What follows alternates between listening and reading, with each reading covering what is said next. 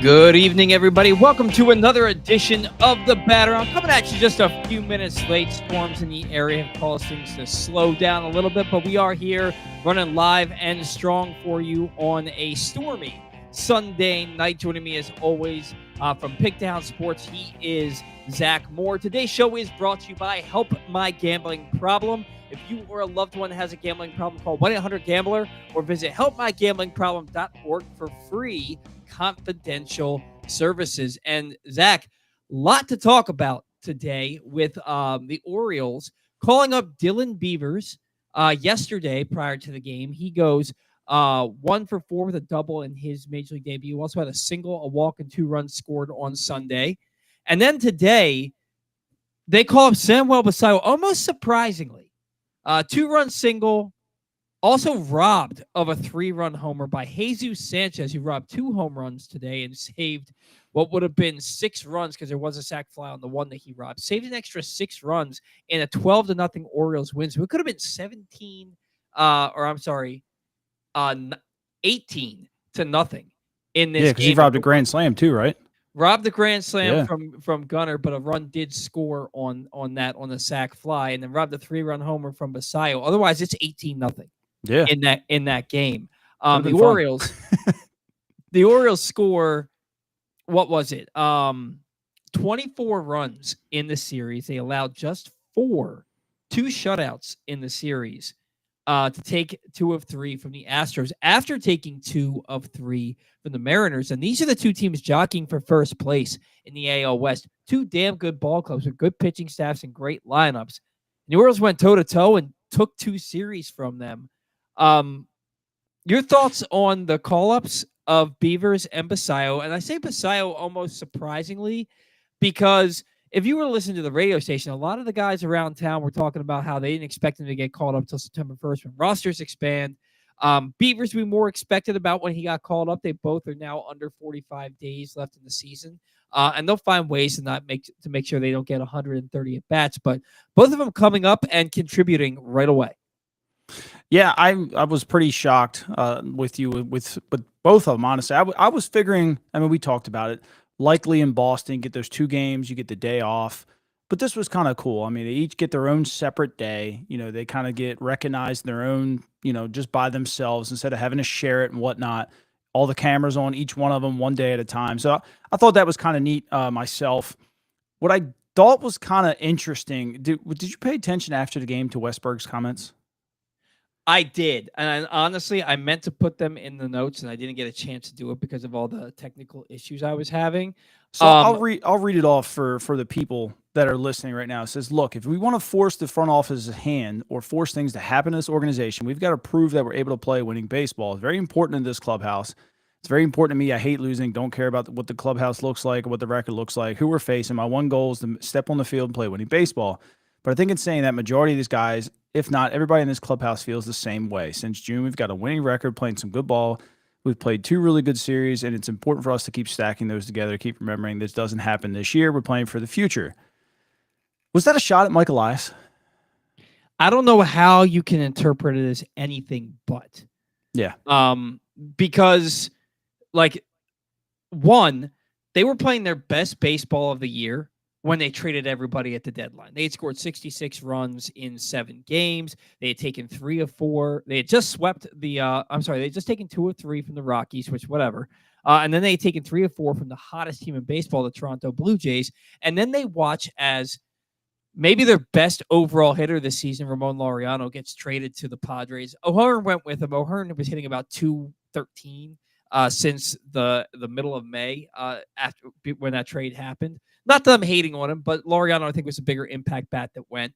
Yeah. And then all of the top relievers that you had on this ball club went out, got traded as well. And you look at some of these games, the Orioles are losing a lot of 1- and 2-run ball games, a lot of close ball games and they've had leads late in games that have been blown because they don't have a closer.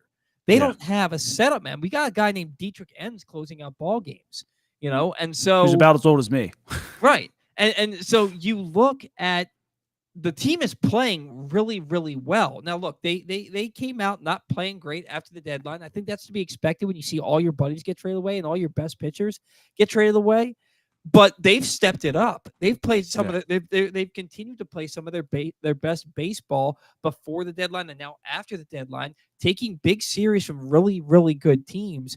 One, they're getting healthy. Two, they're proving that they're talented guys. And three, they're kind of saying, you know what, we slowed up a little bit, but we're going to finish this thing strong and prove that he shouldn't have sold off all those guys. That's how I took it. I also said I read something. It's not in Jacob Calvin-Meyer's tweet, but it said something along the lines that Westburg said that this is the lineup that everyone's been wanting.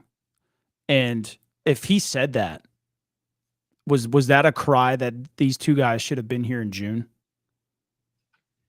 I think that if you look at the players on the roster, a lot of them are friends with Beavers. Some of them are friends with Basayo. Some of these guys, they were already gone and back and up to the majors by the time Basayo, was really making a name for himself in the organization. I think you have to look at the guys on your ball club. They don't care about service time manipulation. They don't care about guys winning Rookie of the Year. They care about winning baseball games. And if they think that there are players in the minor leagues that can help them win ball games right now, then they should be here. And I think that, and for me, Westburg is showing that he is the team leader. Yeah. He's showing he's the guy. Right. He's going to be that vocal guy where, like, he's not going to be rah-rah on the field. He's going to go out there and play gritty, hard-nosed baseball, and he's going to take it seriously. And he's probably the guy, and I think he's proven it. Since the deadline, these comments he made after today's game, I think he's proven that, look, you got rid of all the veterans. Right. I'm stepping up into this role now. This is my team. I'm stepping up into this role. I love what he had to say. And then it makes you also wonder, Zach, if the leader of your team is saying stuff like this, and then you go to Dean Kremer's comment too. Did you see Dean's comment? I don't think I did. Dean threw 114 pitches today, and I'm paraphrasing here, but he basically said, it feels really good to have your manager and coaching staff trust you to stay in the ball game and give you that little bit longer of a leash and go out there and prove that you can finish things up for your team. Essentially, good. He said he went out there and said that, and it's hard to think that that's not a shot at Brandon Hyde. For sure. Yeah, for sure. Hard to think it's he was quick to pull the plug, man. Really quick to pull the plug. Mm-hmm. Like, you could be out there with 89 pitches and, throwing a two-hitter, and the second you gave up that first base hit to start off the inning, boom, you're gone. Like, it didn't matter. He had zero trust in anyone to try and maybe roll a double play next pitch or get a strikeout or a pop-up. Like, he reyanked. And that was deflating, too. I looked at Westburg's comments, and I was chatting with a buddy of mine, Full Count Chaos.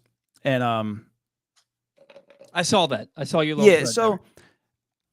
I understand the comments, but that's partially their fault. Like, and like I told him, they played through the motions at the beginning of this year. You could have been upset with him all you want in this offseason for not really going after it. You didn't go after it last year. You didn't do a whole lot in the beginning of this year. As an offense and as a player, you're paid to go do a job, and they weren't doing their job for the better half of May and start of June. So we'll say April and May. They sucked. So it was like they were going through the motions. They were playing with that, that disappointment. And they just weren't being ball players. They weren't just saying, okay, this is a business. Let me go do my job.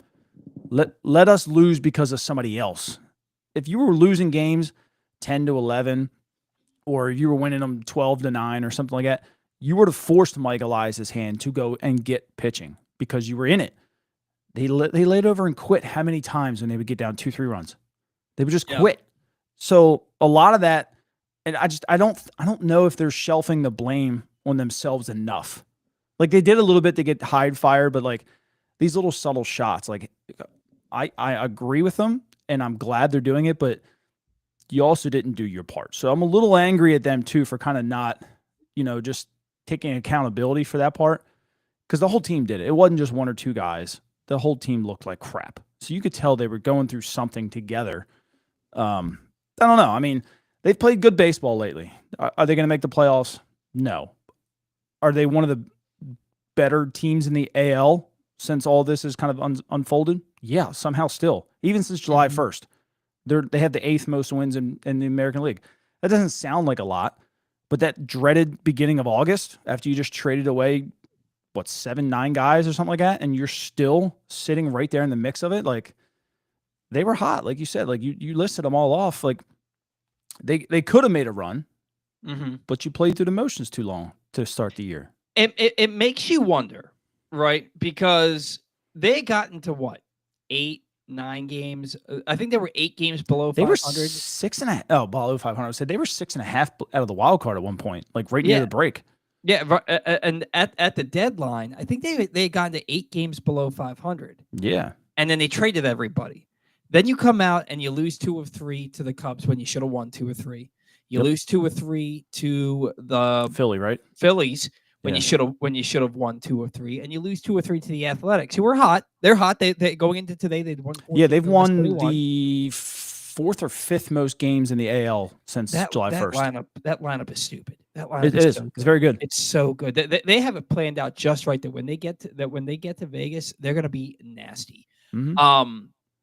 But and yet you should have won 2 of 3 against the Athletics. I mean, Keegan Aiken blows that 2-1 lead in the 9th inning for you, and then you go quietly in the bottom of the 9th. And so you look at that, and if you still have Laureano and O'Hearn, and you still have a solid bullpen back there, does that happen?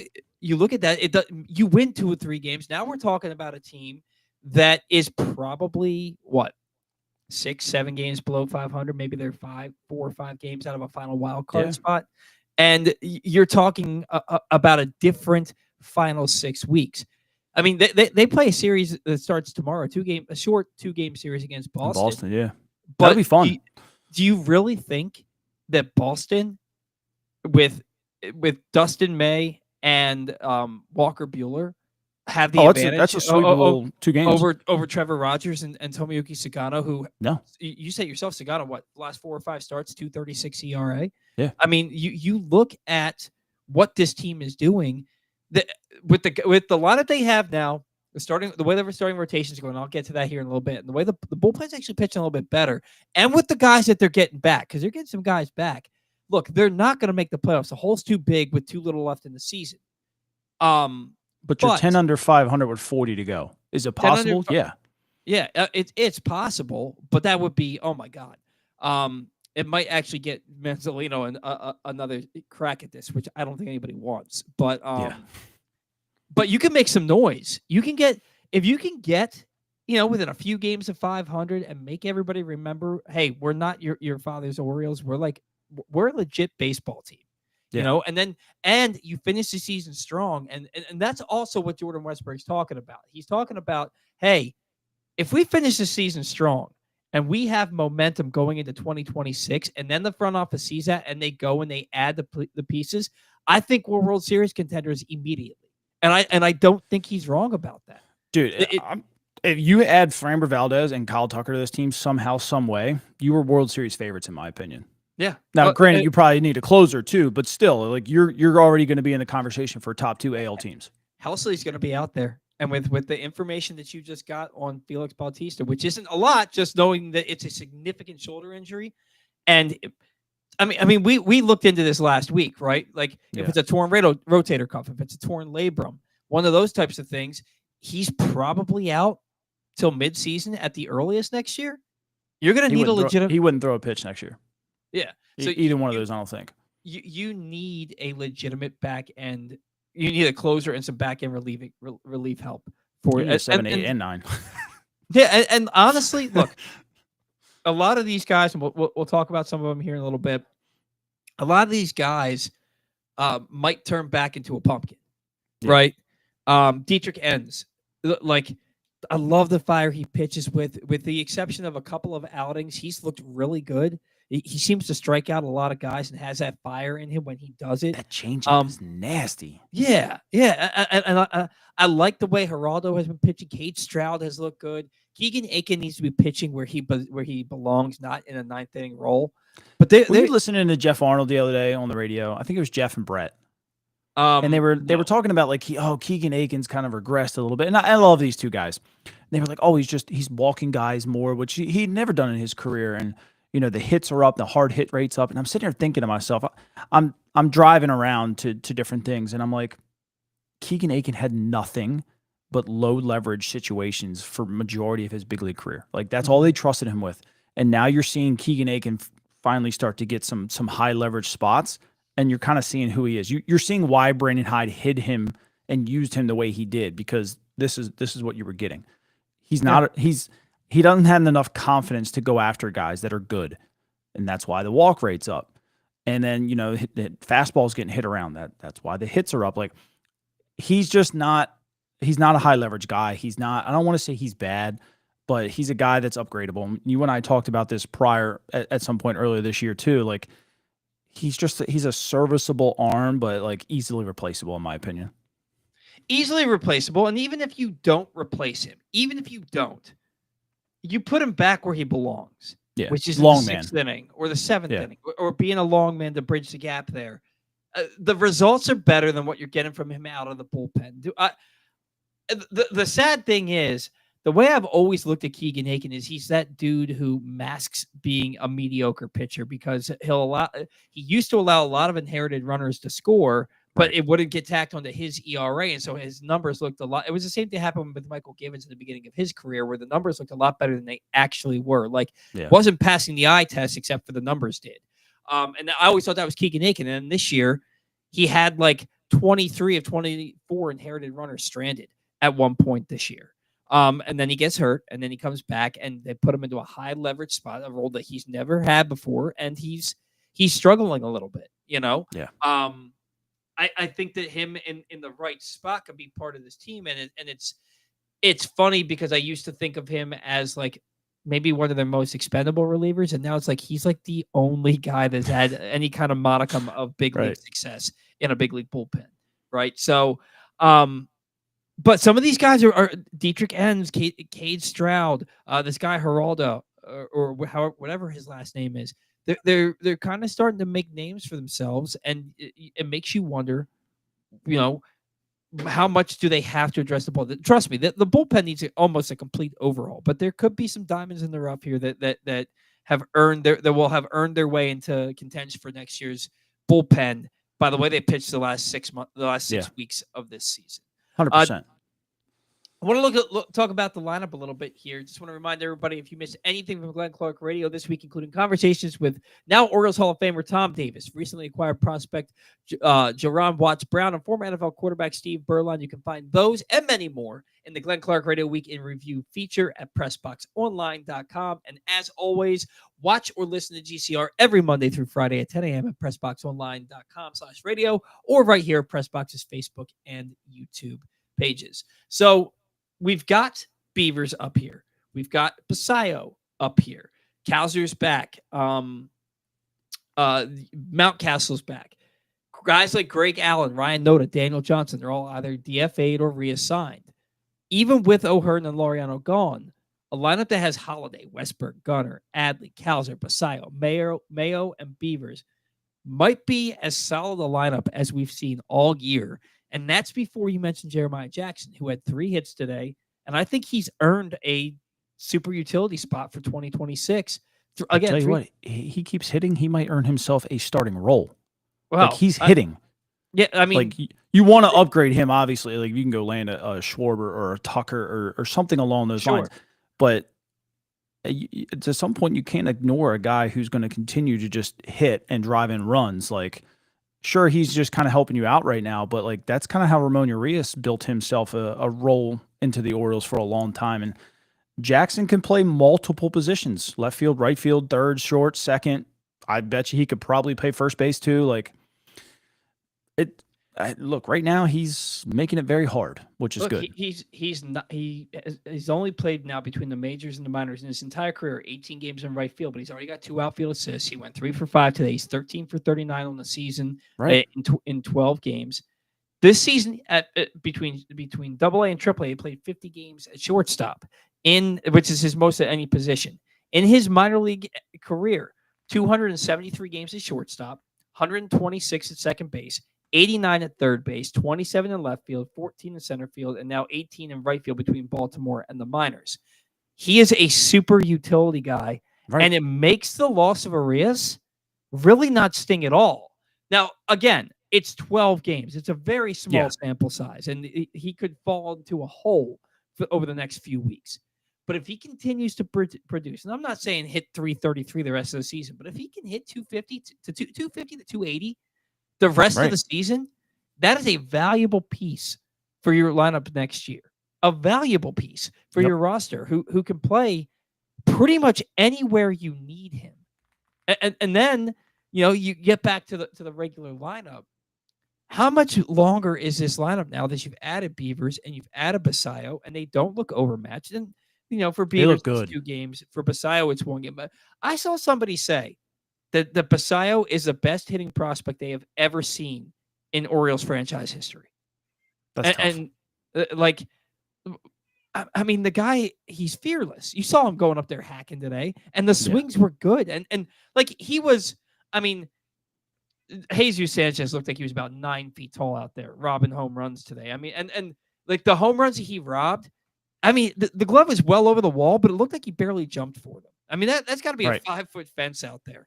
But I mean, like, there's no doubt about it. Gunnar and Basayo each thought that they got their home runs, and they were both robbed. I mean, Basayo is what, a couple inches away from having 2 hits and 5 RBIs in his big league debut. I think the kid's special, and I don't think that he's intimidated at all. He trusts his hands. I mean, it's clear as day that it looks like he sees the ball well, and he just keeps the hands back, and he just rocks and fires.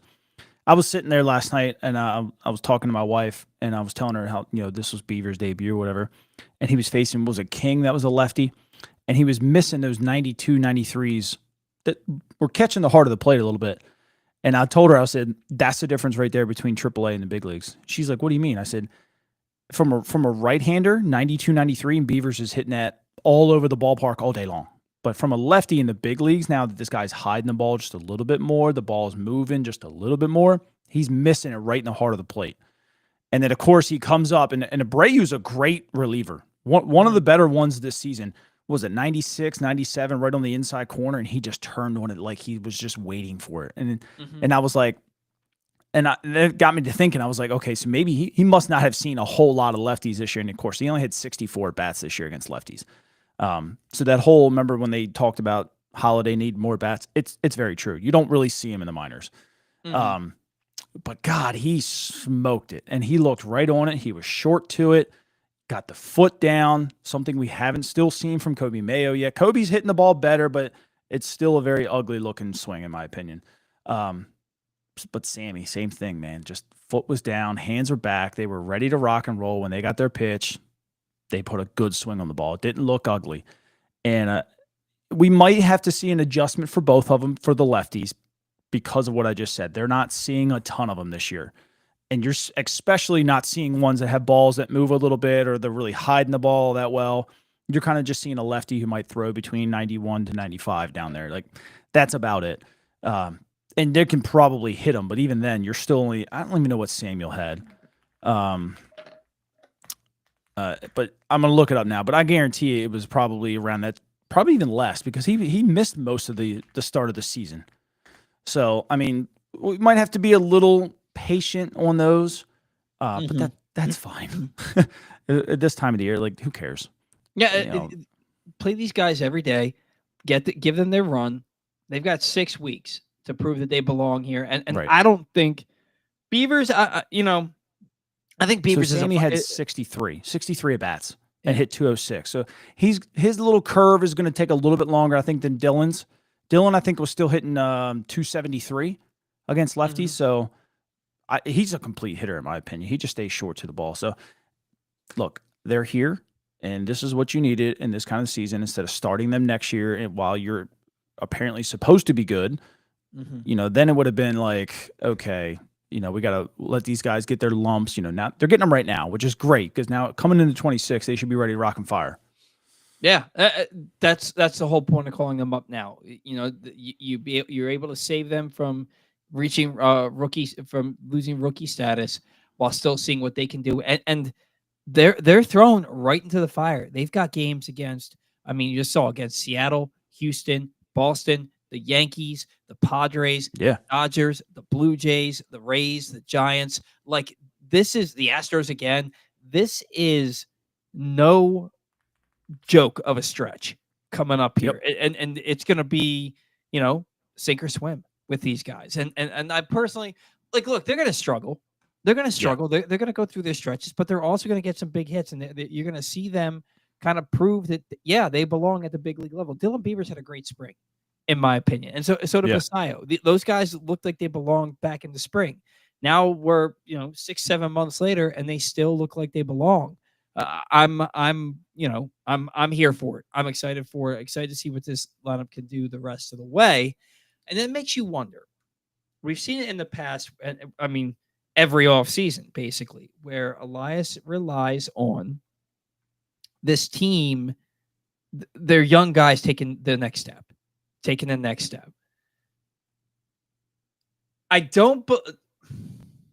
I've been screaming since the 2022 offseason that the Orioles needed a legitimate middle-of-the-order bat. I've been screaming it for anybody who wants to hear it. They haven't added anybody. Tyler O'Neill is not that guy. Gary Sanchez is not that guy. You've got some names that are going to be out there this offseason. But if Basayo and Beavers are up here and they're hitting, and Mayo starts hitting a little bit more than he already has been, you've got Gutter, you've got Westburg, you've got Adley and Holiday. Kowser picks it up a little bit. Do you think that these players have any impact just by their on-field play in who the Orioles go after? Because I'm telling you, the three big names right now are Schwarber, Tucker, and Alonso. Schwarber's a first base DH type, right? And so Tucker is an outfielder. Alonso's a first baseman DH type.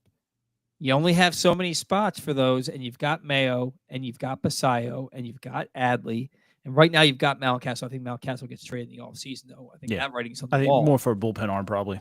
Yeah. So, do you think that having those guys impacts whether they take a big swing with a legitimate middle of the order bat? I don't think it should. I don't think that you can say, "Oh, well, we think Mayo is going to be that guy," and so you don't go out and sign an Alonso or a Schwarber. I don't think you can do that. I 1,000% would take my swing at Pete Alonso. If I strike out on Kyle Tucker, I immediately turn to Pete Alonso for the fact that he's right-handed and you can trade Kobe Mayo. I love Kobe, but he's the guy that you're willing to part with that will still fetch you a high-end arm. Mm-hmm. And I don't care if he goes somewhere else and hits 40 home runs. I really don't. If I have Pete Alonso, I don't care. It's Pete is going to be better in higher pressure situations. He's been there. He's going to drive, especially at our ballpark. He's going to drive the ball over the place in the AL East in little tiny ballparks. Kobe's going to be great. His defense has been really taking a tick up here. You can tell he's putting a lot of work in. If they stuck with Kobe, I'm okay with that too. I just feel like that he's that guy that gets you the best return, that Jose Soriano type player, or headlines above a Chandler trade. Somebody that gets you over the top type arm where you're not trading Basayo, obviously. You're probably not trading Adley. You're not trading Jackson Holiday. Like, Kobe's the guy that is pretty much the only guy that really is expendable on the team.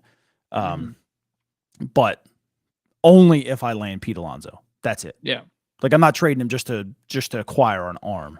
It's only if I can land Pete because I missed out on Kyle. Kyle needs to be target number, I want to say 1, but I think Framber Valdez is probably target number 1. Like, you have to go that route.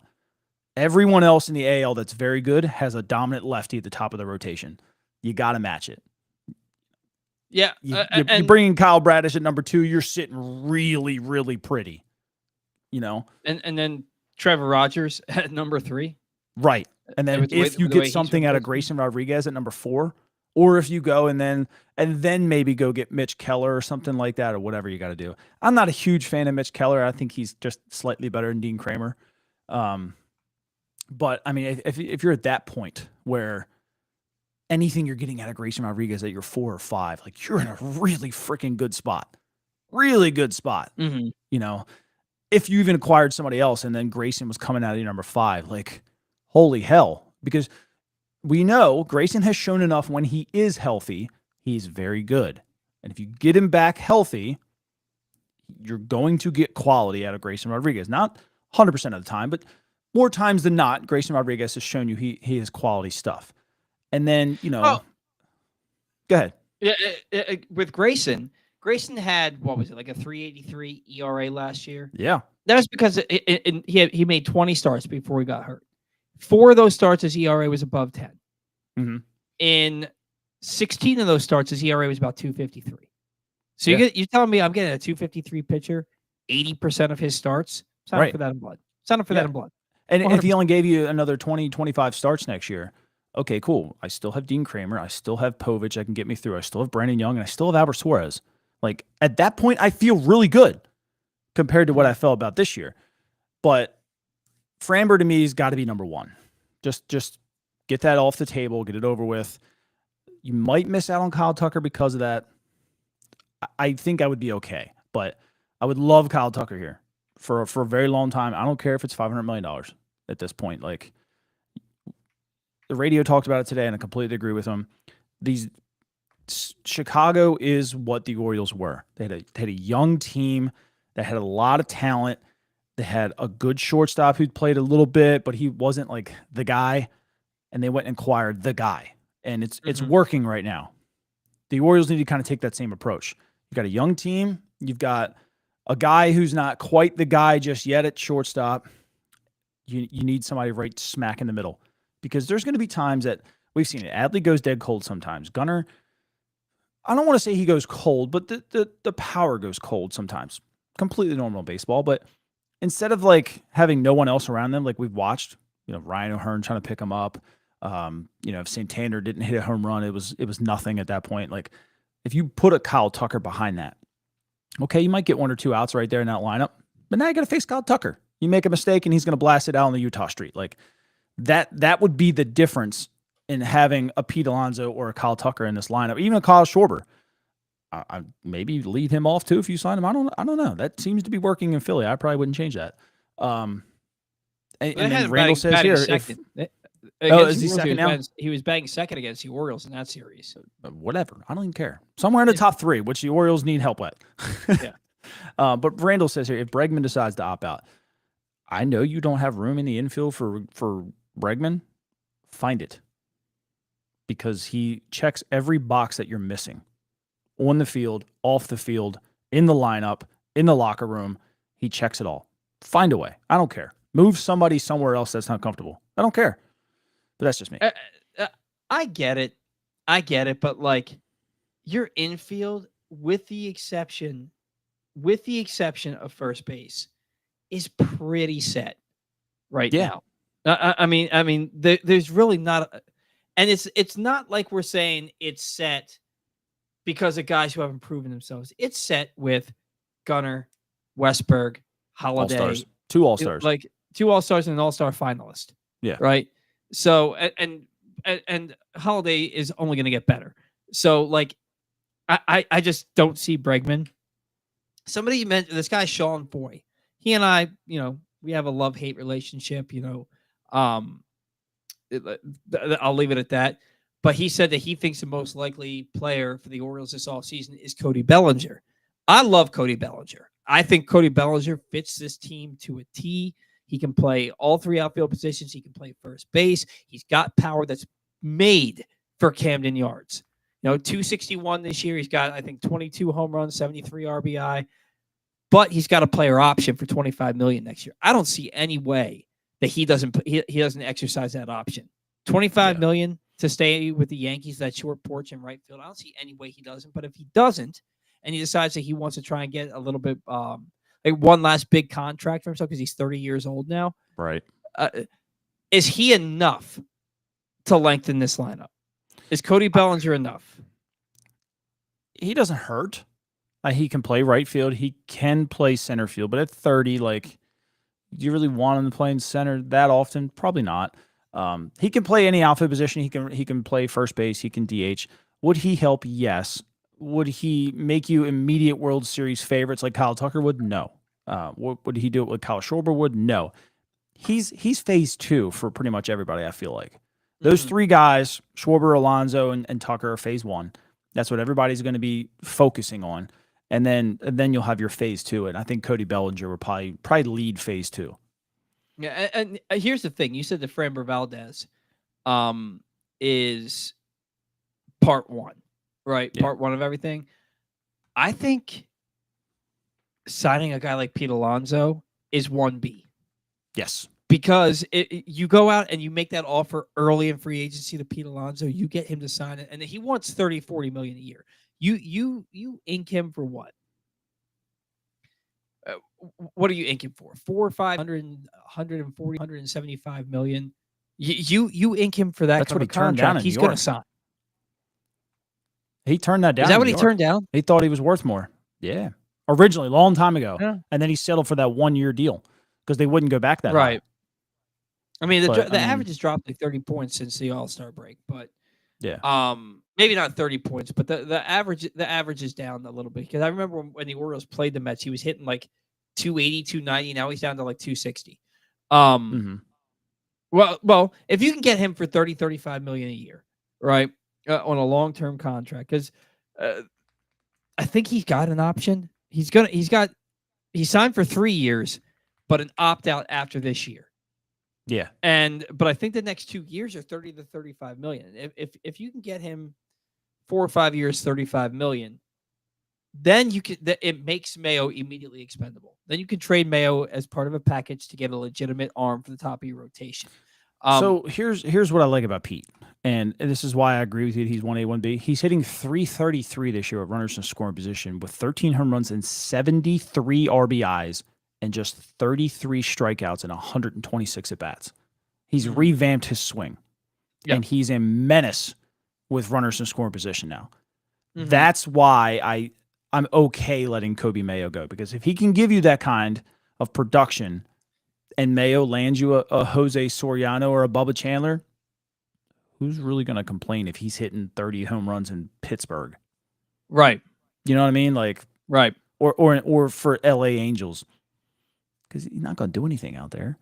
Not at the Angels. Who cares? Right. You know, I don't care. Like, if you get me, just like, I mean, Kyle Stowers just hit the IL. I believe it's some kind of oblique strain, right? And he's having a great year. All-star for the Marlins. He's on pace for 30, 35 home runs this year. Although he does have a serious injury now. But Trevor Rogers has a 1.40 ERA for you this year. What, 12, 13 starts? So, like, I look at that and I say, that's worth it. Which is crazy, because a year ago I was like, this was terrible. But now it's like, no, you got a legitimate ace starting pitcher for Kyle Stowers and Connor Norby. That's worth it. Connor Norby headlined that trade. Yeah. We quickly forgot about that. Yeah. And that, so you're going to tell me that Coby Mayo is going to go to DC and hit 30, 35 home runs, or Pittsburgh or the Angels and hit 30 to 35 home runs? I wouldn't care. I don't care, because they're going to sign. If that means that you sign Pete Alonso and you get a legitimate starting pitcher and your team's healthy next year and you win 100+ games and go to a World Series, do not care. Right. I like Coby. If I got Bubba Chandler for that, I would make that 7,000 times in a row. Yeah, I like Coby Mayo. Yeah, but if trading him helps you win a World Series, see you, man. Yeah, thank you. I'll see you later. So I'm completely good with it. I just don't want this team, this regime. It's not, look, I want people to understand that, like, we're not hating on Mayo. We're not saying like the Orioles need to get rid of him. They need to make a room for him. It's Coby nets you the best pitcher. That's all it comes down to. You could try to trade Cowser. You're not going to get the type of player that you would for Cowser that you would for Mayo. Same with Mountcastle. Same with pretty much anybody else outside of Basayo and Jackson Holiday. Mayo is the prize, but he's also a guy that has people behind him ready to go in Basayo and Adley or Pete Alonso. Like, that's all we're saying. It's not a Coby Mayo hate fest here. I just wanted to clarify that. No, yeah, and the other thing is, if you can get Pete Alonso, who is already what you hope Coby Mayo becomes, and Coby Mayo gets you that top of the rotation arm, if you're not, that's just bad business. If you're not doing that, like, it just is. Like, while you're waiting for Mayo to become somebody that you could already sign, and in trading Mayo you can get somebody to to lead your rotation. I just think that it makes too much sense to not do it. You brought up Kowser. Knowing you and doing this show with you for a long time now, I don't want to. I know you don't want to spend any time on this. I don't want to spend too much on it. I made a joke yesterday. Yeah, it was a joke because Dylan Beavers. You can't joke on Twitter. Come on, Paul. Well, the thing is, like 90% of people agree with me, and it's like that 10%. They are so nasty about it. They are so nasty about it. But there's already 2 comments in here.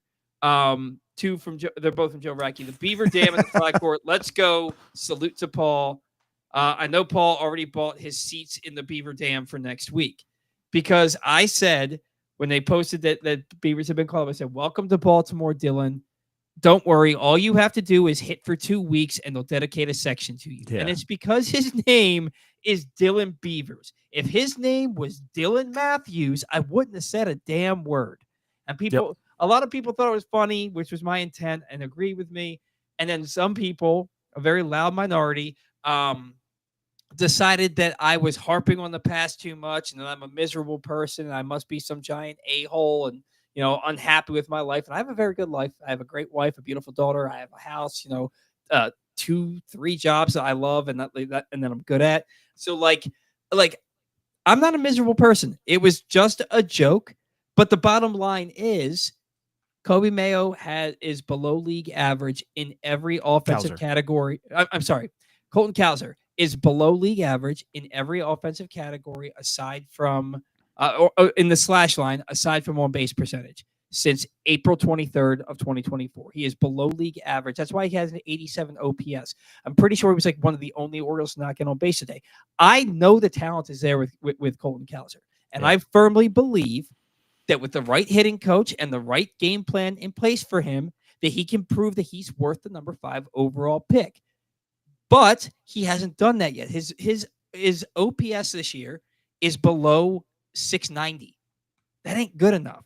Not for the 5th overall pick. He's 26 years old and now his basically his 3rd season. It ain't good enough. It was a joke that had a lot of truth behind it. And that's all I want to say about it. I don't want to spend too much time on this. I'm not some miserable prick who wants to hate on the fan base, but I also don't really care if I upset that portion of the fan base that has said things along the lines of, I miss when the Orioles were really bad because everybody was a lot nicer to each other. Like, no, I don't ever miss when the Orioles are bad, ever. I only miss when they were bad because it was really quick and easy to go take a pee. That was about it. and you didn't live and die on every single pitch. You know what I mean? It was like, if they win, it's awesome. Because we're just here to enjoy baseball. There were memes out there like, you just lost to the 2021 Baltimore Orioles. You suck. You know what I mean? Like that's the only thing that we liked about it. Losing baseball games sucks. And if you are celebrating mediocrity, it means to me that you are okay with losing ball games because you're okay with not the best players being in the lineup and out on the field. And that's how I look at it. Love Kobe.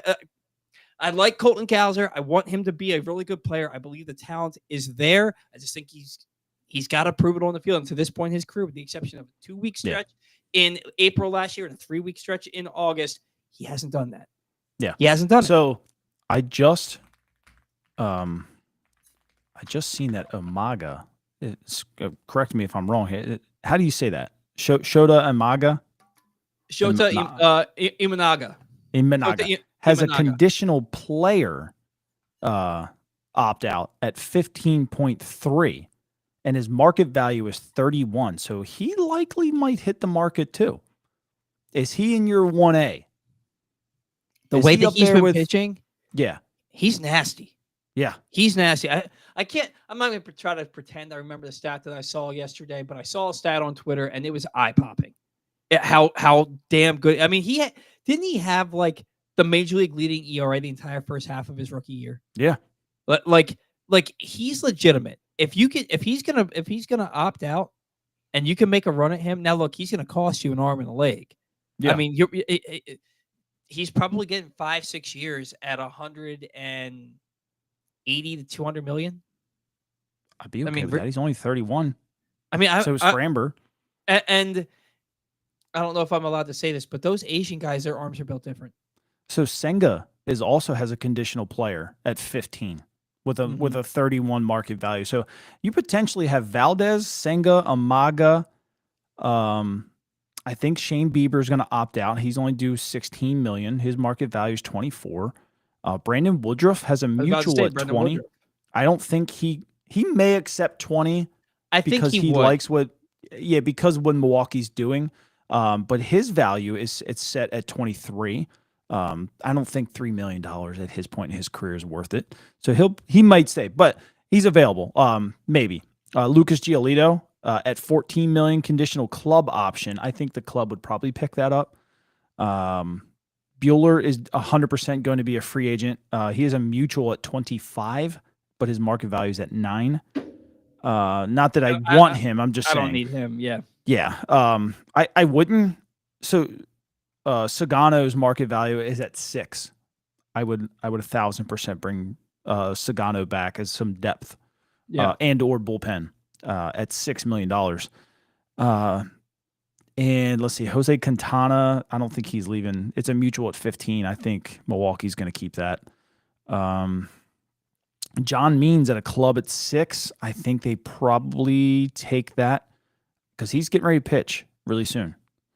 And then Michael King, mutual at 15. I think Michael King opts out of that. What's his season looking like? Not amazing, but when you look at what guys get on the market, I think he's going to look at that and say, I want to try. Did you even mention? He's at a 2.81 right now, but only at 57 innings. He's been hurt a good bit. I don't think it's been arm related though. Yeah, Cease has been terrible on the road though. I don't think Cease's market value right now is around 8. Really? 8. Wow. Yeah. He's cost himself a lot of money. I wonder what happened because he started out last year. He's good at home. He's doing good at home. It's all on the road. He's just getting lit up. I still think that arm is special. It is. Even getting lit up on the road, he still has like a plus 30K to innings thing. It's crazy. Wow. It's absolutely crazy. I'm going to look at his splits right now. Home and away. Home, he's pitching to a 3.61 with 90 Ks and 67 innings, which is great.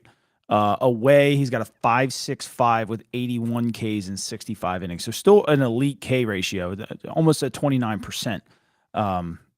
His problem is he's just getting hit around. But the crazy part is his xFIP is 3.58 on the road, but he's got a 5.65. That's wild to me. I would give Dylan Cease a 2-year deal. Is he going to accept? Give me 2-year, two for 20. I'll get a little frisky. 2 for 20. Yeah, Dylan Cease to me is again a slightly better Dean Kremer. See, you're talking about though, thinking of it from a logical standpoint, and you know that a team out there is going to give him 4 years. Boston will probably give him 1 year, 30 million or something like that. Some team is going to sign up for multiple years of Dylan Cease at 20+ million. You know that's. Look, the strikeout rate is still elite. It's still elite. And I mean, 2 of the last 4. I mean, you talk about 2022 and 2024. Cy Young caliber pitcher. Yeah, Cy Young caliber pitcher. And dude's got 171 Ks and 130 innings. Yeah, and he's got 130 innings with what, probably 7 starts to go. I mean, he's gonna approach. He's gonna hit 200 Ks, and he's gonna approach 170, 180 innings, depending on how those starts go. Somebody's gonna give it. They're gonna say, look, every other year this guy's a world beater, and even on his bad years, he strikes out everybody. It's crazy, and he gives you 180 innings. It's crazy. I actually need to look that up, and I'm glad you said that. I'll go back to, when did he come out? 22 or 21? 21, no, right? I think his first year was 2020 or 2019 even. Was it really? Yeah. I'll check. It'll pull it if it's not. So 2019, Dylan Cease. He was a rookie. 14 games. Okay. 5.79 in 19, 4.0 in 20, 3.9 in 21, 22 he had a 2.2, 23 4.5, 24 3.4, 25 4.6. So likely Dylan Cease next year is going to be pretty good. So yeah, if you gave him a 2-year deal and he kind of sucked in year 2, see you later. Do a mutual option. Do a mutual option. Again, you're thinking logically. I don't think you're thinking realistically. Some team is going to give the that Ks guy are crazy, man. 3 to 5 226 years. Ks in 21, 227, 214, 224, and I guarantee you he gets around 220 again this year. Yeah, he's already in. He routinely makes 171. 32 to 33 starts a year. He's only at 25, so we're looking at 8 more starts for him to get 50 Ks. I think that's doable for him, dude. I mean, he could have 70 over the next 8 starts. I mean, you're talking about a guy. He could approach 250 Ks this year. Yeah, and I'm telling you, a team is going to look at him. They're going to say, "Look at all those strikeouts. Look at that electric arm. Look at the success he's had in the past. He's worth 20, 25 million a year for the next 4 to 5 years." Some teams are going to look at him that way. They're going to. It'd be if he accepted 2 years, 20 million with a player option, the entire baseball world would be like, "What is he thinking?" Like, it's like when Christian Yelich, when he was an MVP candidate every year, took $24 million a year from the Brewers. What is he thinking? That's how it's going to be. I saw a comment in here. AJ said, if we go on a 10-game winning streak, we are right back in it. That's a big if, and they're 10 games out of the final wild card spot right now. So they have to go on a 10-game winning streak just to essentially get back to 500. The season's done. They're a playoff run. It's not in the cards for the Orioles, but get back to 500. I'm not. It's going to be tough with the schedule they've got coming up. It's going to be really, really tough. And how many games they have left? I think it's 37 games left. 38 games left. Mm-hmm. You're talking about going what? If you got 38 games, you've got to go 28-10. Well, no, that's a little much. Maybe you go 25-13. 25-13. The rest Tigers of the way, you go. They did. Would they go 31-13? Something like that. Yeah. I don't think their bullpen was nearly as bad as the Orioles bullpen. No. But let's talk about that for a second here. The rotation in the bullpen have been stepping up the last 8 games. The Orioles in the last 8 games, they've got 5 quality starts. Should have been 6, but Sagano had that big. Got robbed. That was like a 2.5-hour rain delay in the 5th inning. Yeah. He's probably going 7 to 8 innings in that game. So it should have been 6 quality starts. Another one, Povich pitched in relief, but I'm counting him as a starting pitcher during this stretch. Yeah. When he threw 5 innings, allowed 3 earned runs, struck out 10. The last 8 games, the Orioles starting pitchers, and again, including Povich's relief appearance, 46 in the 3rd innings pitched, 7 earned runs, 5 quality starts. That's a 1.36 ERA. Then you look at the relievers, and this is counting Garcia's 1 inning as an opener yesterday.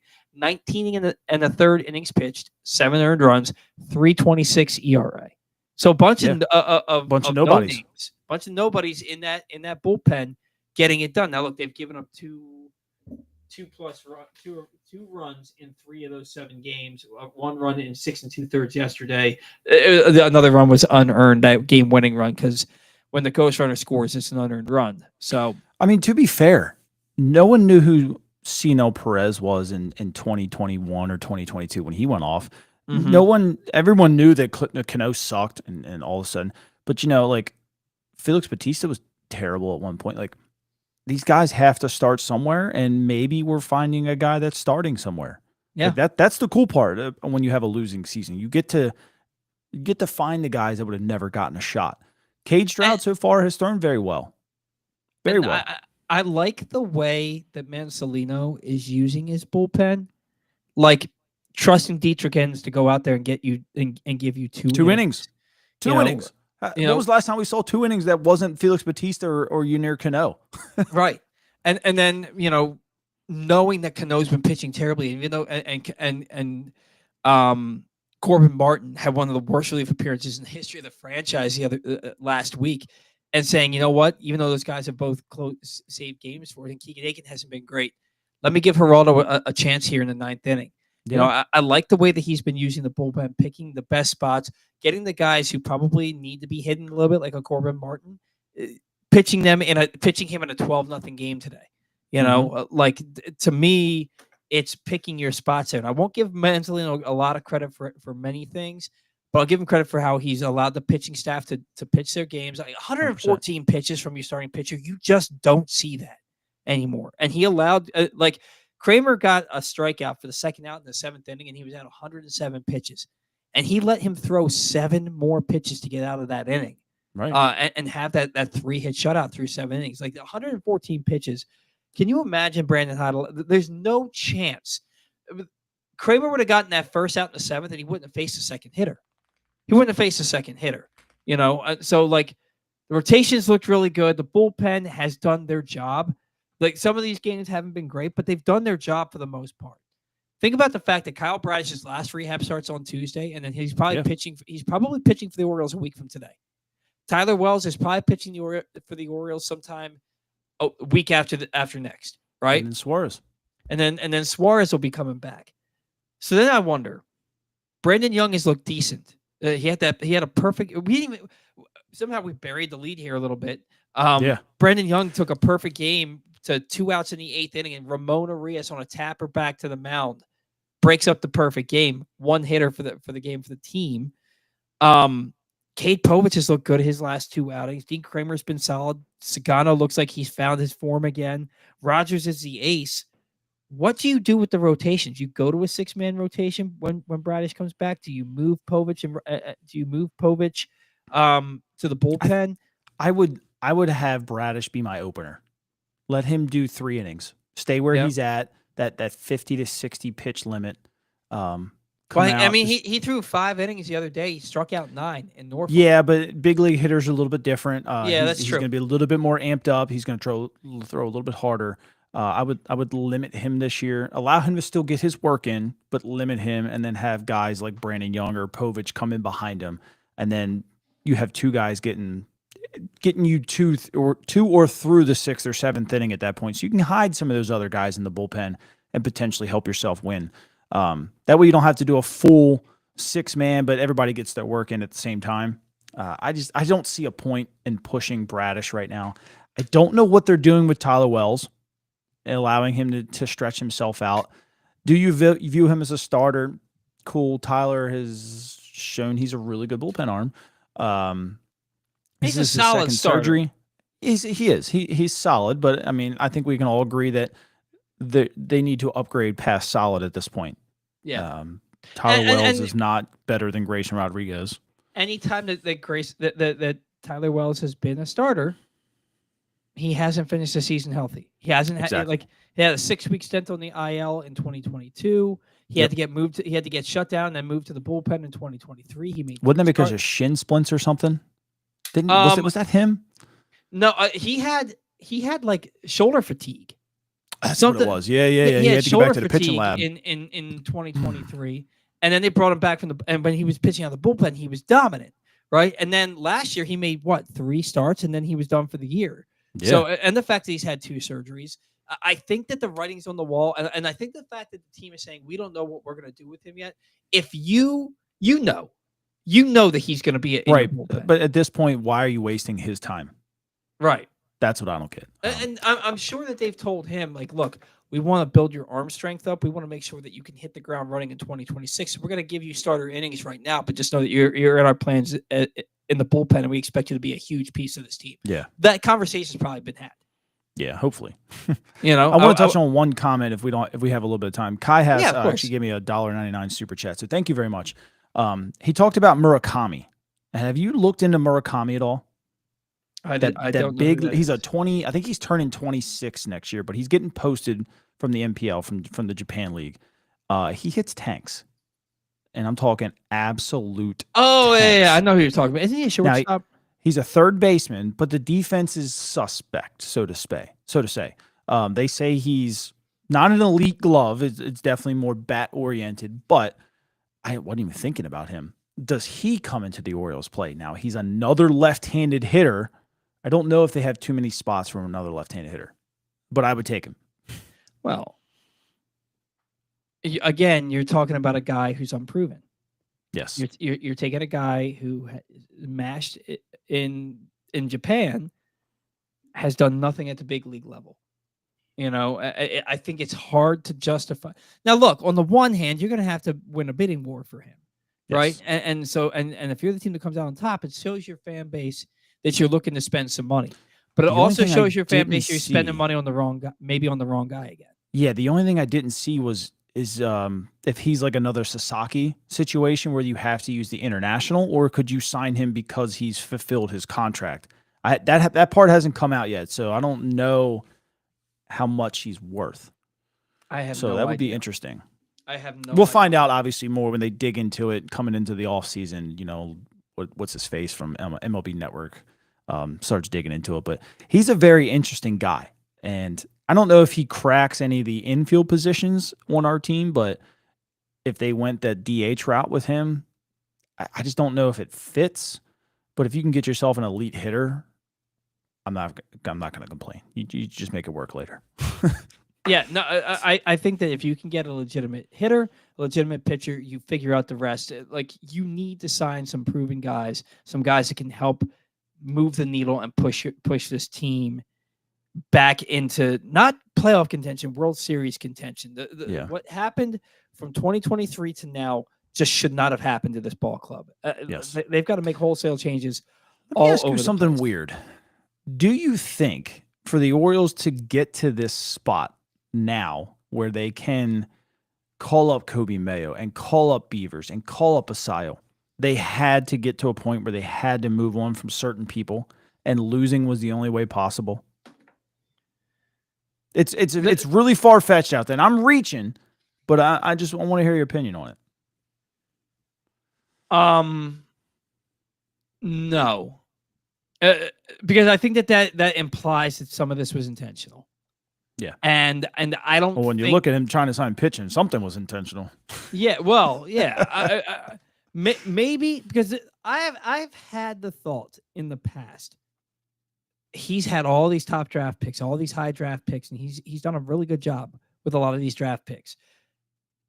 But once these guys graduate, how do you replenish that farm system? Yeah. Would he tank a season again? And if the Orioles, and I thought this to myself sometime in 2023. Say the Orioles, they've won 101 games that year, made the playoffs. They won 91 games last year, made the playoffs. You make the playoffs a couple of years, but you're not quite there yet. You're trying to get the farm system. If somebody told me, hey, look, the Orioles are going to have a really bad season right in the middle of this window, it's going to replenish the farm system, and then they're going to come out and that window is going to be shoved wide the F open, and they're going to go win a couple of championships. Am I okay with that losing season? The thought has crossed my mind. There's just too much that would go into intentionally tanking this season. I don't think they intentionally. I think it just fit perfect for him to finally move on. Like long term, did Ryan O'Hearn fit here? No, he shouldn't have been here this year. Right. Long term, did Ramon Arias fit here? Did Jorge Mateo fit here? Did Cedric Mullins fit here? It almost just felt like Mike needed this to happen, and it was just like a relief for him that it did. So now he can finally get what he wanted here. And then now he has room to also go get better players in free agency. Because he liked Mateo. Don't get me wrong. I'm not saying he didn't. I think he liked him enough where he kept him on the roster, but it was like, I can't find anybody better to do what Jorge Mateo does. Give me maybe some outfield reps, play a good second base, spell me at shortstop, and hit left-handed pitching. Well, now all of a sudden you got Jeremiah Jackson. Right now, Jackson Holliday's kind of taken that step a little bit. Jordan Westburg has shown to be that guy, but has it maybe gotten to that point now where he doesn't have to rely on those misfits? Should I say misfits? I feel like that's a little degrading.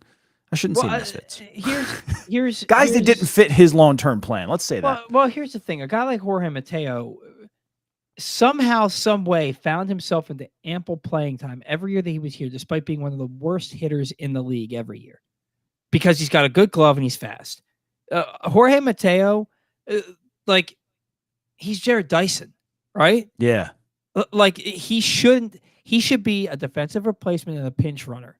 He should start 30 games a year. Play 120. But start maybe 30 games. He should start one to two games a week. He was starting 4 Yeah. 4 It games used a to week. drive me nuts. It drove all of us nuts. It doesn't make any sense. He had that one great April back in 2023 where he looked like the best shortstop in baseball. He had 6 home runs. 361 with 7 home runs. Yeah. Yeah. He had 6 home runs in April. He hit 1 home run the rest of the year. It was an inside the park home run in August. His average went from 361 in April down to what, like 217 by the end of the year. Yet he still found a way to play every single day. If he hadn't been hurt, Jackson Holliday wouldn't have been starting at second base every day. My God, I used to go nuts about that. Holliday would have been playing against right-handers only. Only. Anytime a lefty was on the mound, Mateo would have been in the starting lineup at second base. So yeah, and look, Mateo is still part of the organization. And the way Manzolino was talking about him a week or two ago, they still plan on him playing for the team this year. Arias is one of those guys where he's probably too good to be a utility player. Yeah. And not good enough to justify playing him every day with the guys that you have on the roster that play his same positions. He's good enough to be a starter in this league, but he's not good enough to be over Jordan Westburg. Right, and he's not good enough to start, in my opinion. Is he playing second base basically every day for Houston? He did against us at least. Yeah, I think he's been playing second base just about every day. Yeah. If he's not the guy, he's a guy. Yeah. And maybe on a team like Houston, who has enough talent and enough pedigree around him, they can. But he generally, in my opinion, is a guy who starts for a mediocre to bad team. Yeah. But a team that's really good that has a Jordan Westburg, a Jackson Holliday, and a Gunnar Henderson, Arias, there's not really a spot for him. And now you've got a guy. I didn't understand why the Yankees didn't try to go get that. He's a starting third baseman for the Yankees. Yeah. I don't understand that.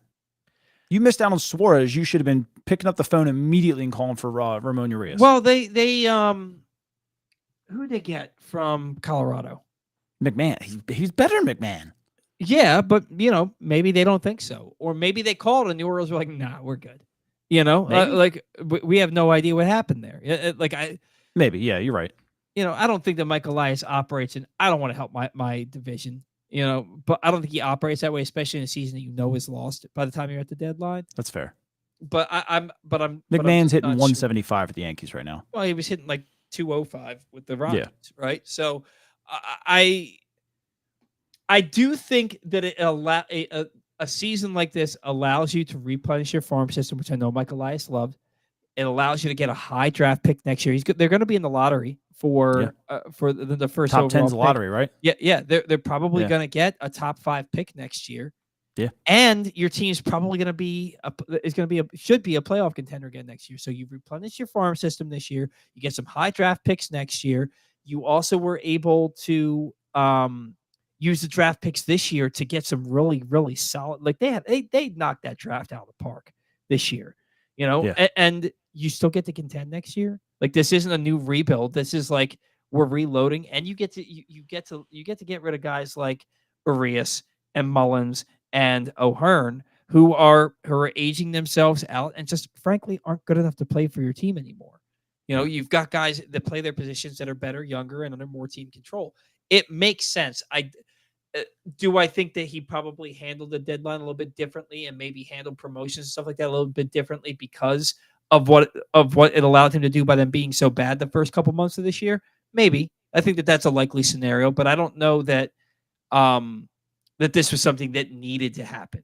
I think those guys were gone regardless. Yeah. They just, you got something for them to leave. How I look at it. Absolutely. Today's show brought to you by Game Day Men's Health. If you're feeling sluggish, unfocused, or not like yourself, it could be low testosterone. At Game Day Men's Health, they specialize in testosterone replacement therapy to help men boost energy, improve mood, and regain confidence. Our treatments, including testosterone and cypionate, are safe, natural, and tailored to fit your lifestyle with weekly injections or pellet therapy.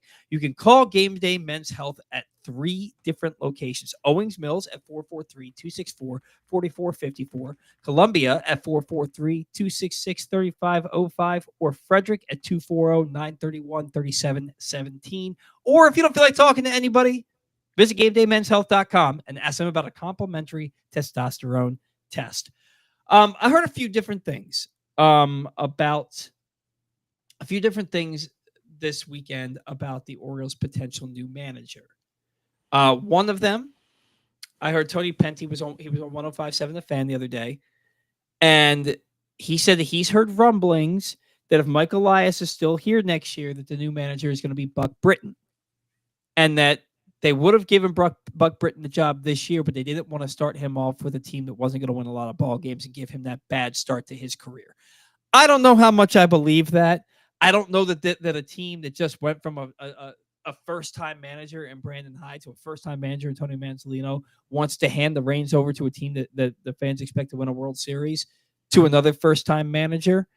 But I know a lot of people in Baltimore would be super excited if Buck Britton were to become the Orioles' next manager. I also have seen people posting about David Ross. And then I saw another comment on here, and I'm trying to find Schumacher. Yeah, somebody said, "Do you believe the rumors that the Orioles?" I think it was our buddy Deet. That the Orioles and Skip Schumacher have mutual interest. Your thoughts on who the next Orioles manager is? I wouldn't hate Buck. I mean, Buck won a lot with all these guys. I mean, now the entire roster now basically. Except for Jeremiah Jackson. But I mean, the only it's hard to say. The thing that would scare me with Buck is who does he bring in? Like, how does he upgrade from Drew French? Has he been around the game long enough to know somebody that's better than Drew French, that is better than Robinson Chirinos as a bench coach? Or like, who does he know that could come in and be a hitting coach? Like, at this point, you don't know enough guys because your career has been with just the Orioles. Mm-hmm. You're relying on Mike Elias to bring somebody in for you. Mm-hmm. Now, Drew French was a Mike Elias hire, and Cody Ashley was a Mike Elias hire. So do you continue to trust Mike to make those decisions, or do you bring in a guy like Skip who knows everyone around the league, coaches and players and former players, who can bring somebody in? Or do you even look at a guy like Mike Matheny, who has previous coaching experience, who knows a lot of guys and stuff like that? That's my only gripe with Buck, is I just don't think he knows enough guys outside of the organization to fulfill a staff by himself. And I hate to say it, I don't trust Mike to give me another good couple of coaches to get this done. That's my only gripe with Buck. And because I played with Buck. Buck has never left the Orioles. So he's the only people he's going to call are people who've played with the Orioles. Sure, he knows some guys around the league. Could he call Ryan Flaherty to come over and swap positions? Why would he, though? Like, bench coach to bench coach. Why would he leave? He wants to manage too. Right. That's my only gripe. And I think he'd be a perfect guy for the job. Just don't know who he brings. So, and then it makes me wonder, and I want to go back to the comments from Jordan Westburg and Dean Kremer following the game today. You have two of your standout players this year. One guy's taking a shot at the front office. The other guy's taking a shot at the previous manager who was brought in and trusted to a fault by the front office. Yeah. Does ownership then look at the fact that these players are saying this, and these guys are speaking for the clubhouse? Jordan Westbrook, make no mistake, he is speaking for the clubhouse. Those guys are letting him, that clubhouse is entrusting him to be the voice of the team right now. So knowing that he's speaking for the clubhouse, is Mike Elias even around after September 28th this year? It's a good question. It's a very good question. I think people have trusted him enough to rebuild what he screwed up this year, farm wise. And I don't know, man. I don't know. Would he accept a demotion? Like, no. What if they paid him this? What if they paid him the same and asked him to be like the head scout? A guy like that, it's an ego hit, right? It's a huge ego hit. Yeah. Unless his passion is solely in scouting and building a farm system, and that's what he really ultimately wants to do, but he couldn't say no to a GM gig.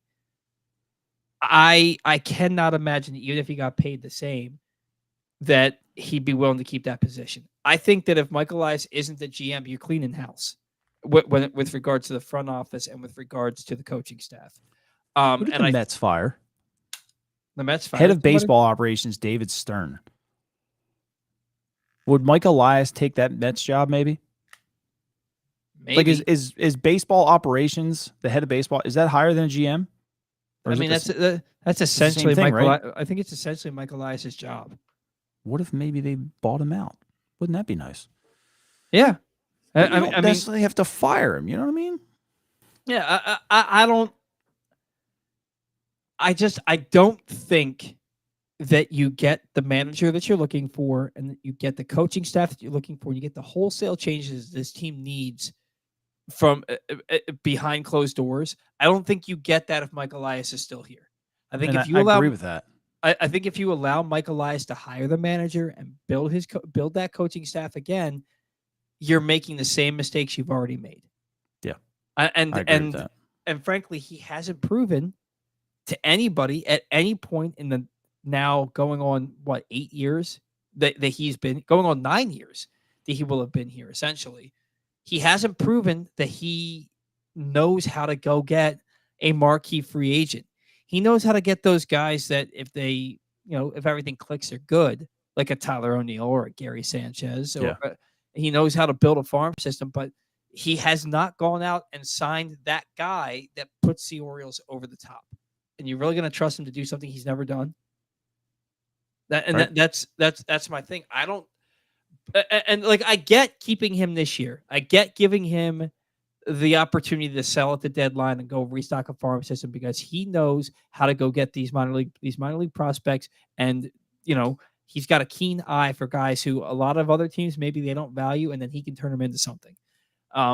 He knows how to draft and build a farm system.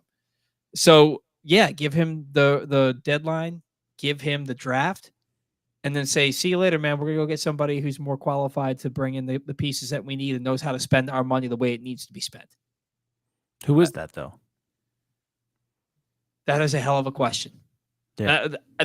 I'm not qualified to answer that question. A lot of people say I'm not qualified to say a lot of things. Qualified? Well, I mean, are they qualified to make that decision? You know what I mean? Like, that's what scares me. Well, but that's also why you have guys in your ownership group, like a Cal Ripken, like a Grant Hill, who are former professional athletes who know what it takes to build a championship-winning ball club, and they know the type of people it takes to do that. And this Arrighetti guy, I keep hearing stuff about how he's a younger guy who wants to win, and he like the crap that they've gone through. He's unaccepting of that. These guys, they aren't billionaires by mistake. So they either know who to look for or they know how to hire the right people to look for those guys.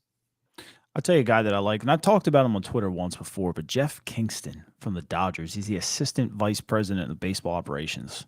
Give me anybody from the Dodgers. Give me anybody from the Dodgers because they do everything right. He started with Seattle and then went to San Diego for a while. And then now he's been his seventh year at the Dodgers. He's been around the same time as Mike Elias. That's a guy that I feel like has been around and sat in enough meetings to know how to build a championship baseball team and what they look for and what certain things to look for. And look, the Dodgers don't do any of that stupid, weird stuff that we kind of do with the analytics. They play the analytics, but they also look for guys that actually just get results. Yeah. So to bring that here I think would be great. I just don't know.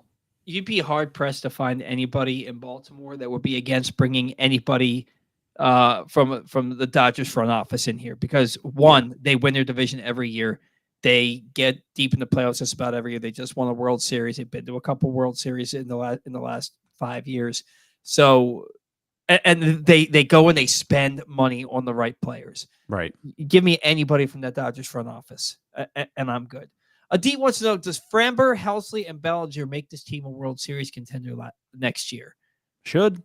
It absolutely should. If you go out and you get the best closer on the market, you get the best starting pitcher, arguably the best starting pitcher on the market, and then you bring in a guy like Bellinger, whose bat was made for Camden Yards, his personality was made for this team.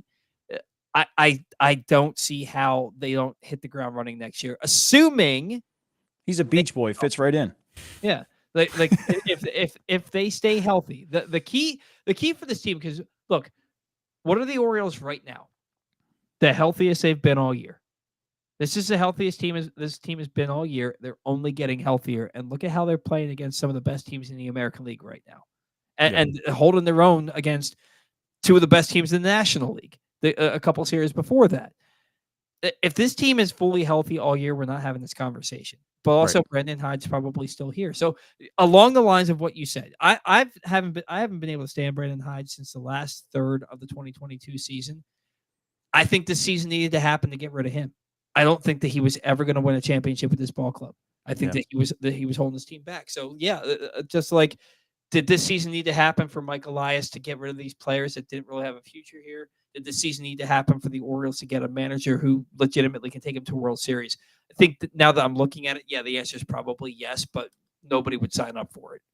You know, if you told me before the season we're going to lose, but we're going to get rid of these guys and bring in these guys, I still don't think I could sign up for it.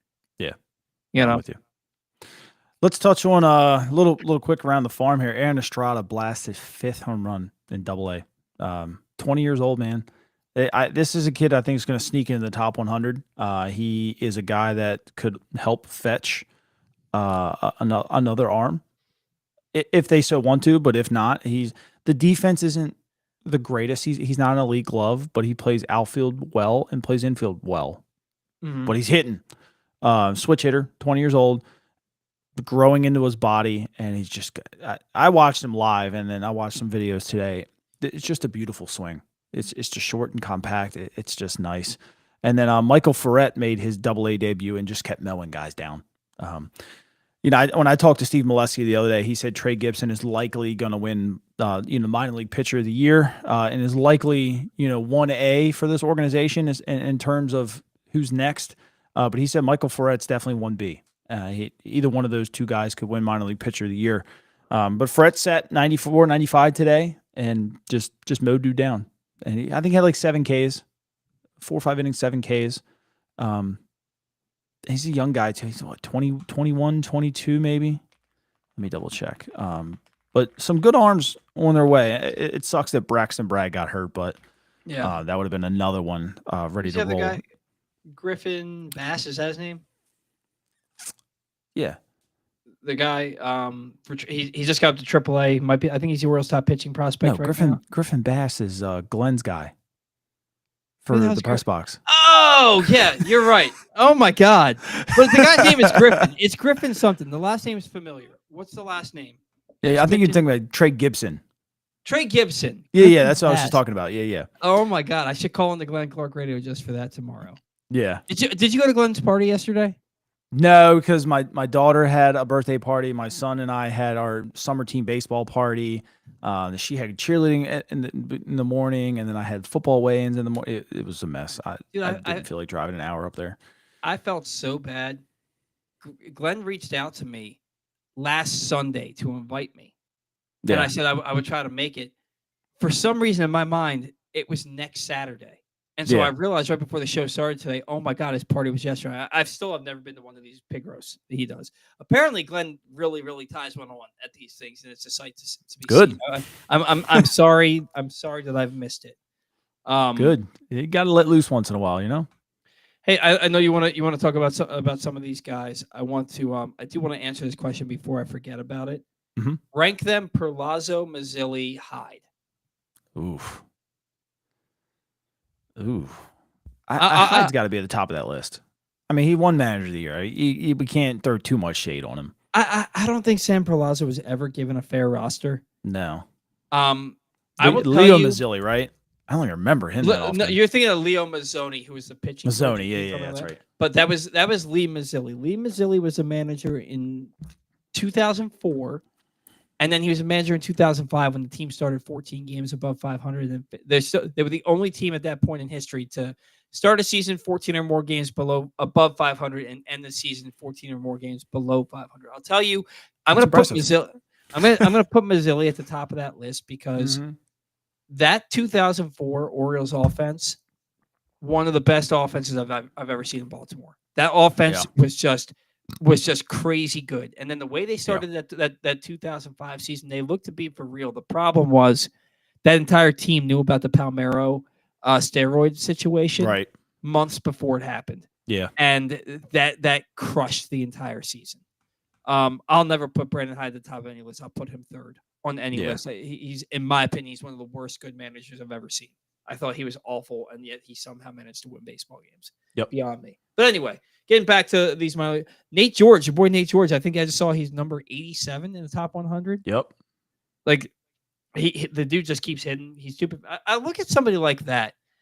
If you were an Olympic caliber athlete, you're an Olympic athlete, an Olympic sprinter.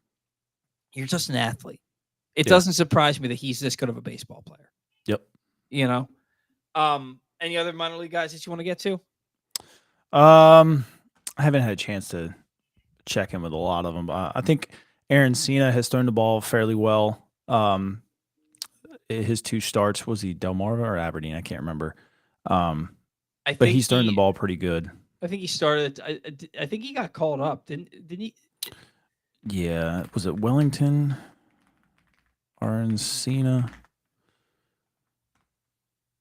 Yeah, he's at high A, Aberdeen. Yeah. Okay.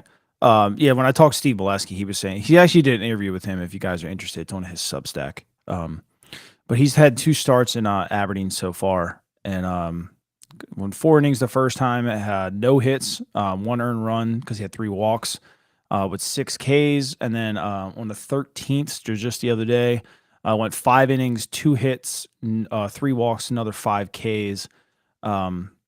So his 2 starts in Aberdeen so far, he's gone 9, 2 hits, 1 earned run, 6 walks, 11 Ks with a .89 whip.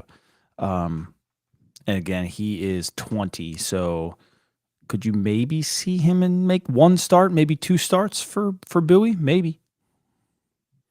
I'm interested to see Tyson Neighbors. He's been throwing the ball really well. Yeah, he's pitched in 3 games for the Orioles. Is that right? Yeah, he's pitched in 3 games for the Orioles, 4 1/3 innings pitched, 1 hit, 2 walks, 3 strikeouts, no runs allowed. Yeah. And that's a guy who could help out their bullpen. Also, a guy who could help them in a trade.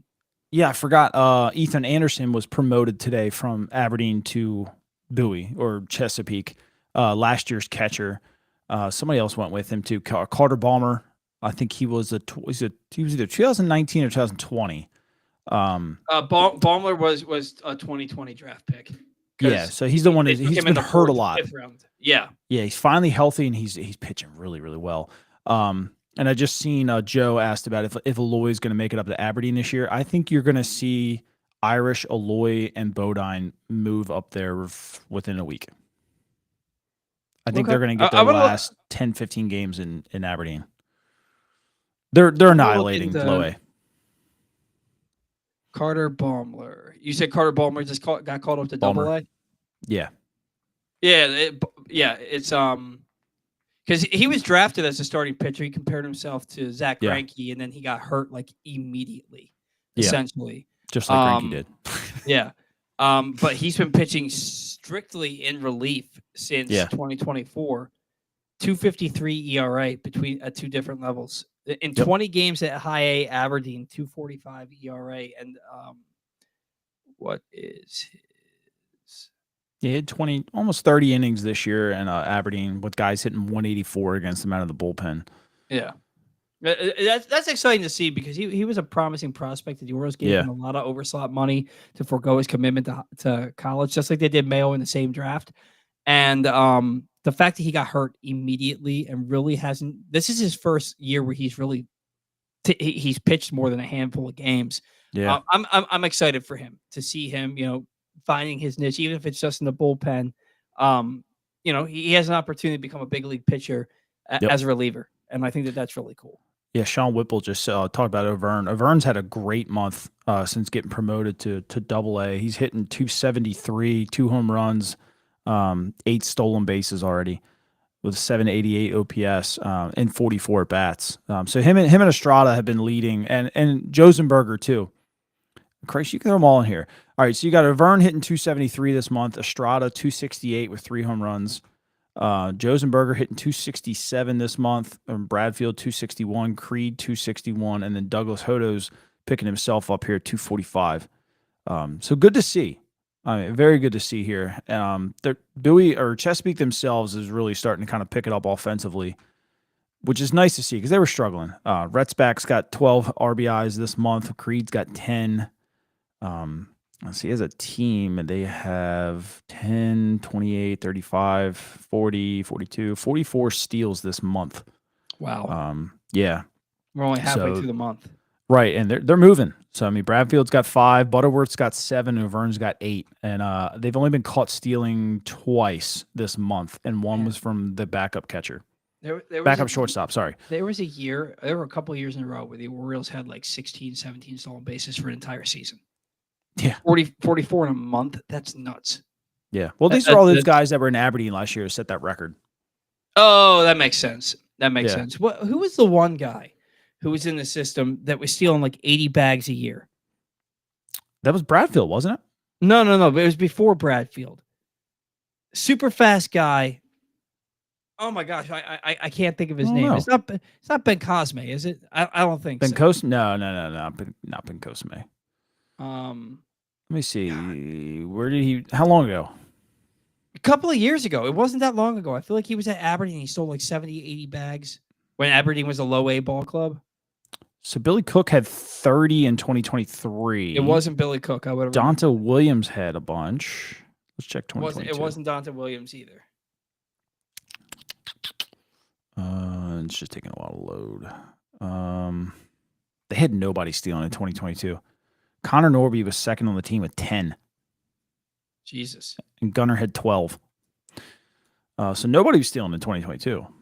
I'm just checking Bowie though. Was it? Beavers had 31 in 2024. Ben Cosme had 28. It may have been this. Matthew Etzel, maybe? No. It may have been this Fritz Mizell guy.